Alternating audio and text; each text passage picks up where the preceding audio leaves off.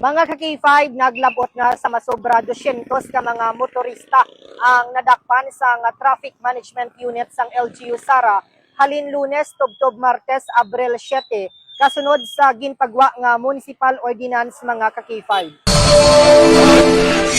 Sa exclusive interview sang K5 News FM Sara kay Edwin B. Aguinido, Head Traffic Designate, ginpahayag sini nga ginpatuman nilang ordinansa bangod sa nagadamo nga kaso sang disgrasya sa Banwa, ilabi na sa mga nagamaneo sang motorsiklo nga wala nagasuksok sang helmet.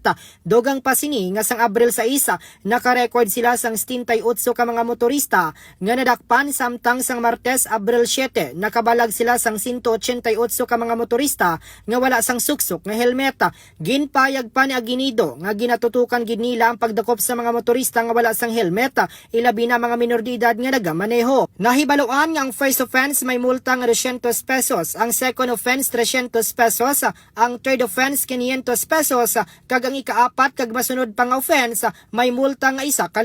Ginpasalig ba ni Aguinido nga padayon ang ila operasyon kag hindi sila maguntat sa pagdakop, tubtob nga madisiplina ang mga motorista kag magsunod sa mga regulasyon sa dalan. Sa karon, padayon ang hugot nga monitoring sa TMU Sara personnel agud nga masiguro ang kaluwasan kag wala sang madisgrasya sa dalan.